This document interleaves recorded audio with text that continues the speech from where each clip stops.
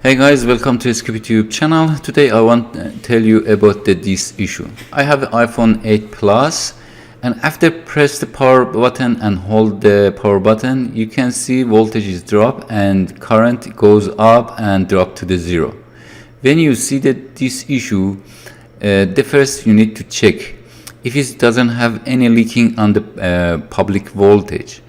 And second, if it doesn't have any liquid damage on the motherboard, you need to check the four important lines.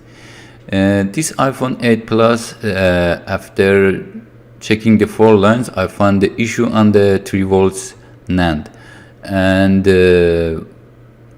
use the rosin smoke and inject the voltage around the 1.5 volts to the 3 volts line, and faulty capacitor after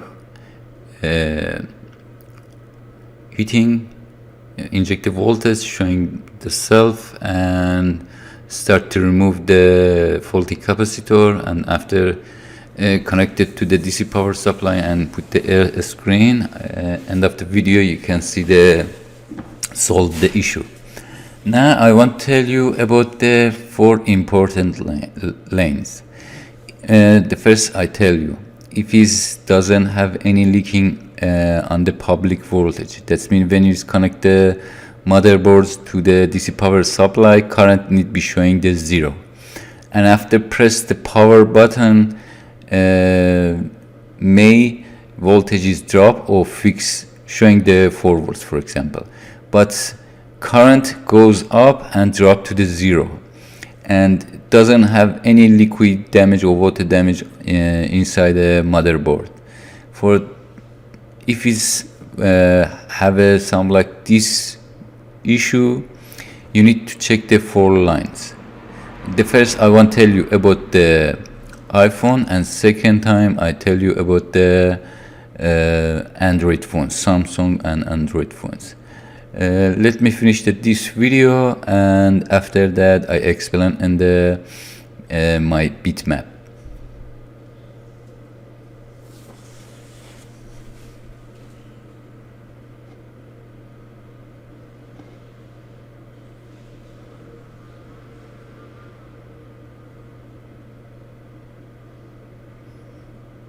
This here I start to remove the faulty capacitor.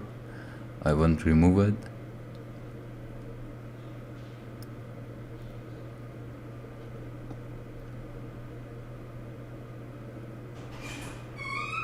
You can see it too hard.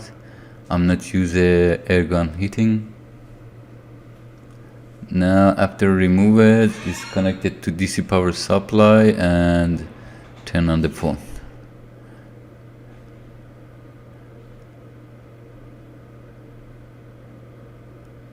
Now is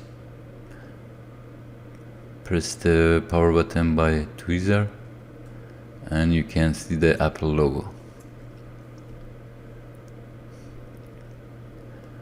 That's it, very simple, it's finished. Now we come to the my bitmap. You can see this is the this about the boot circuit for the iPhone. When you have a like this leaking after press the power button, you need to check the four lines. The first, you need to check the 3 volts NAND, and second, you need to check the 1.8 IO, and third one, you need to check the 1.8 SD RAM, and the last lane is the VDD boost. Usually 80-90% of this issue comes from these four lines. Now I want to tell you about the Samsung or Android phones, but only have a Samsung bitmap or schematic. You can see in there the first need to check the 1.8 AP by multimeter. If it doesn't showing any short or fault value in there, after that you need to check the buck booster and also 1.8 UFS and roughly 3 volts the UFS. That's on the Android phone. It doesn't have the 1.8 SRAM.